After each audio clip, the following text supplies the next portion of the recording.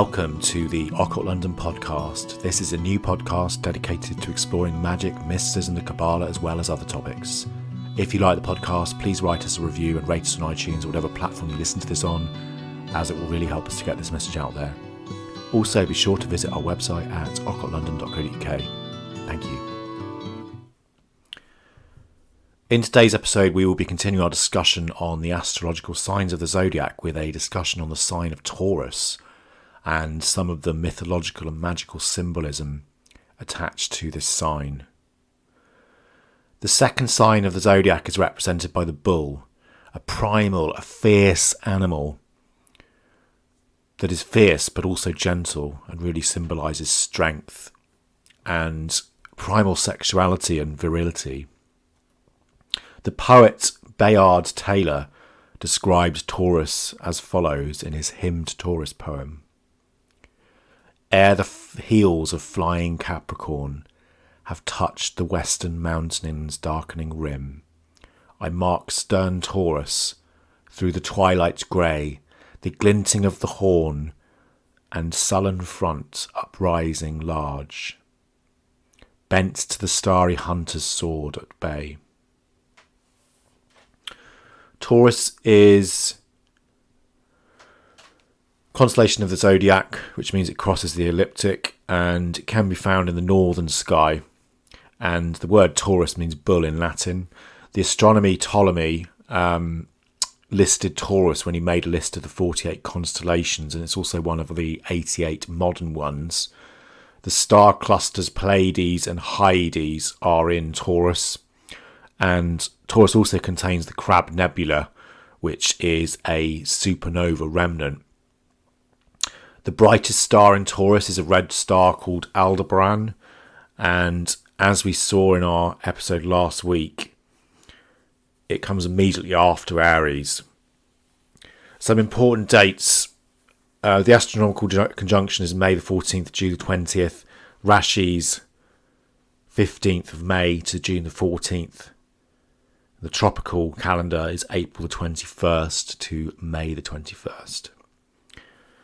The angel of Taurus is normally Asmodel, who kind of focuses on sort of support, security and stability. Colours that are associated with Taurus would be earthy tones, browns, greens, yellows. And incense, again, it's going to be anything that's kind of earthy, so sandalwood, for instance, galbanum, etc. So moving on to some of this kind of symbolism and significance of it. Well, this is one of the oldest constellations, and it may also be one of the first to be established in the Zodiac. So, for example, in a lot of ancient Zodiacs that have survived to this day, Taurus was the first sign and marks the beginning of the year. And it also contained the vernal equinox from 4000 BC to 1850 BC. There's lots of mythological aspects also related to Taurus. So, for example, in Persian mythology, we have the story of Mithra, the god of light and driver of the sun chariot, who is meant to have captured and killed the primeval bull, Taurus, which then releases the life force of nature. This idea of the creative bull is really nicely expressed in an ancient poem from that period, known as the Avestan Hymn to Mithra, which is one of the longest and also one of the most preserved of the Yashts. In this poem, Mithra is described in the Zoroastrian Avesta scriptures as Mithra of wide pastures, of the thousand ears and the myriad. I quote, "We sacrifice unto Mithra, the lord of wide pastures, sleepless and ever awake, whom the lord of the country invokes for help with hands uplifted, whom the lord of the town invokes for help with hands uplifted. The cow driven astray invokes him for help, longing for the stables. When will that bull, Mithra, the lord of wide pastures, bring us back and make us reach the stables? When will he turn us back to the right way from the den of the Druge from where we were driven?" In Persian temples and symbolism, Mithra is normally depicted as fighting a griffin, and the symbol of the griffin obviously combines these features of the bull, so Taurus, and obviously the lion as well, Leo, and the scorpion, Autumn, and the eagle as well. So it's an interesting combination of elements there. In ancient Rome, the cult of Mithras became a massive mystery cult, and its followers and disciples believed that the blood and bone marrow of the sacred bull would ensure the fertility of the universe, and its marrow was turned into bread and its blood into wine, so very similar to the Christian story as well.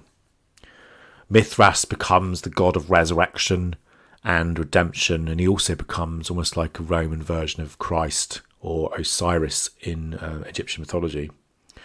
There's also an interesting sculpture that shows this. If anyone does travel to the UK, if you go up to Hadrian's Wall, to Housesteads in Northumberland, there is a really amazing carving that shows Mithras bursting from an egg, and in his hands he holds the sword of truth and the torch of light.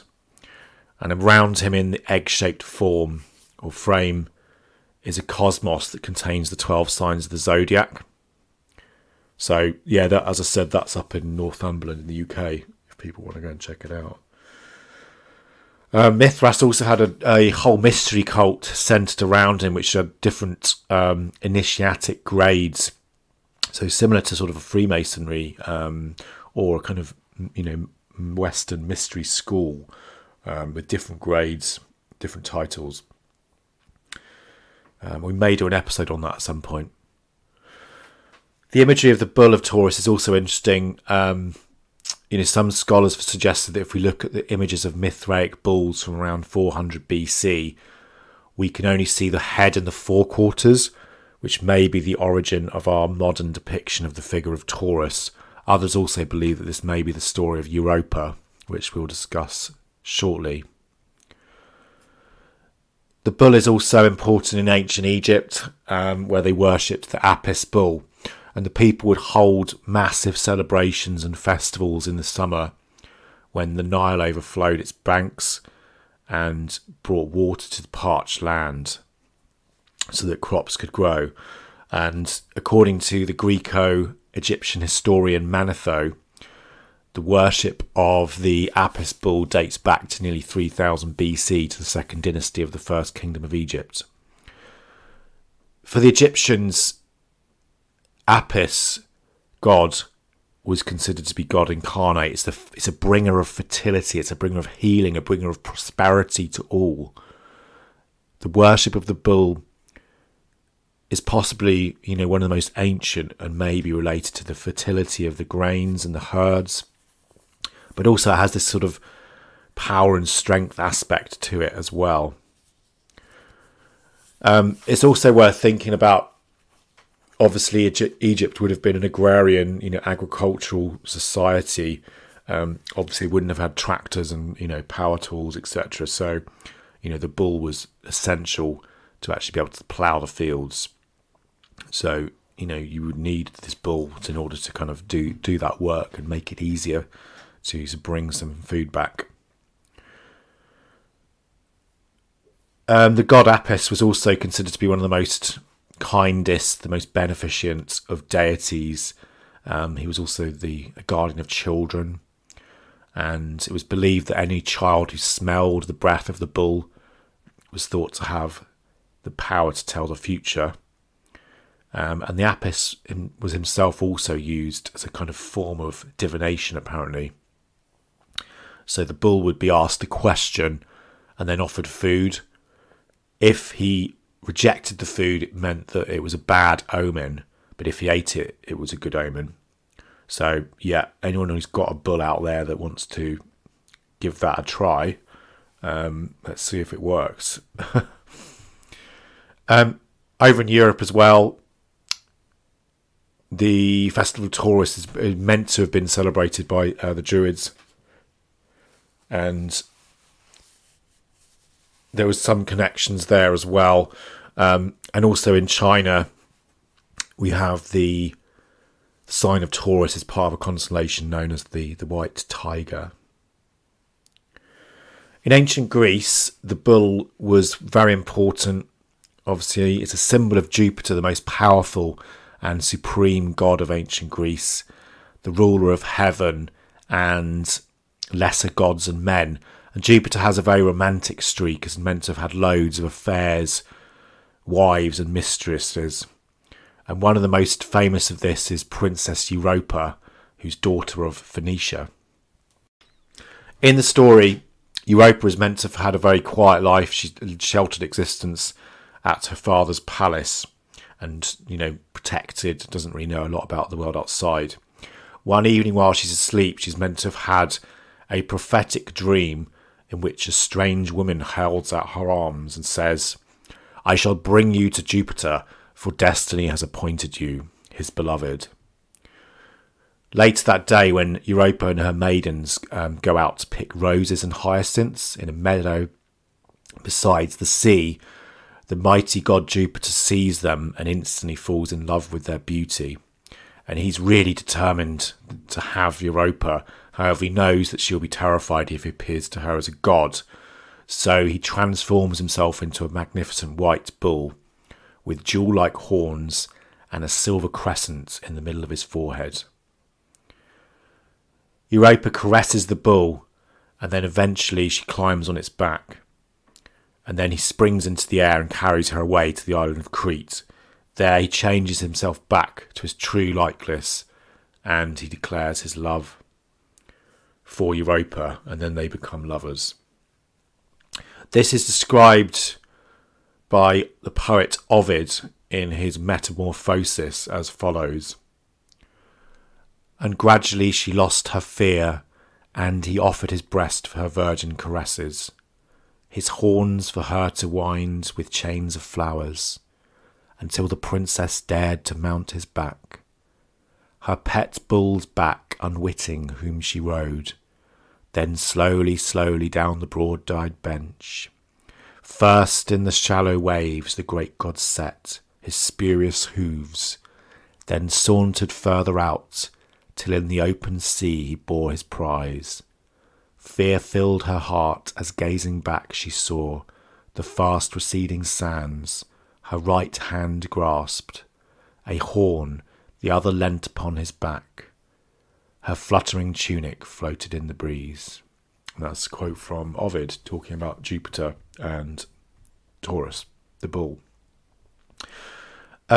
Shortly after this event, Venus, who's the goddess of love, is meant to have appeared to Europa to basically tell her that she was the woman that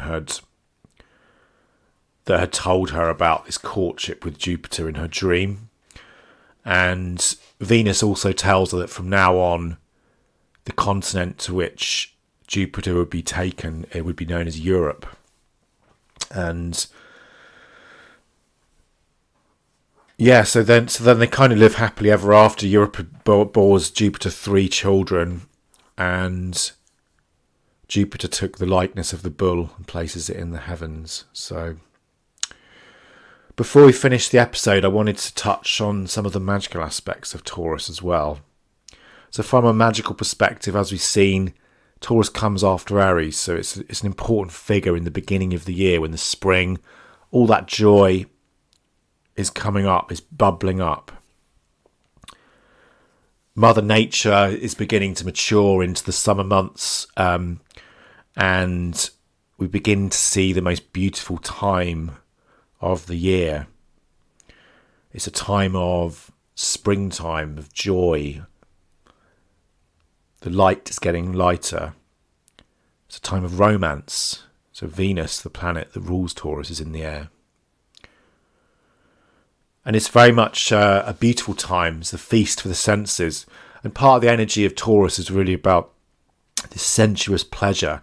So anything we can touch, anything we can feel, anything we can smell, things that delight us. It's all about that aesthetic beauty and the arts. This is an earthly sign. So from elemental point of view, the energy of Taurus, is useful with regards to building things, to growing wealth as well as planning for the long term. It's all about building foundations that are firm and brick by brick, making sure that they're strong. Anything to do with families, anything to do with houses, gardens, the basic foundations of all life would fall within this sphere. And it's a good energy if you want to kind of strengthen your home life, relationships and stability. That's all we've got time for today. However, we continue this series next week. I'd like to finish the episode with a poem by Rudyard Kipling dedicated to Mithras.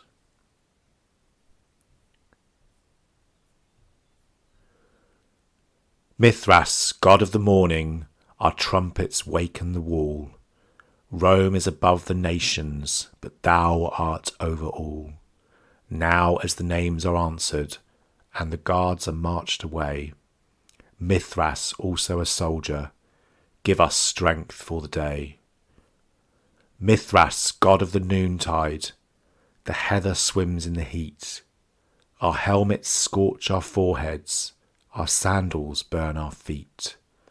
Now in the ungrit hour, now ere we blink and drowse, Mithras, also a soldier, keep us true to our vows. Mithras, god of the sunset, low on the western main, thou descending immortal, immortal to rise again. Now when the watch is ended, now when the wine is drawn, Mithras, also a soldier, keep us pure till dawn. Mithras, god of the midnight, hear with a great bull eyes, look on thy children in darkness, O take our sacrifice. Many roads thou hast fashioned, all of them lead to the light. Mithras, also a soldier, teach us to die aright. Thanks so much for joining us this week on the Occult London podcast. I hope you've enjoyed it. Please make sure to visit our website at occultlondon.co.uk, where you can subscribe to the show. Thank you and good night.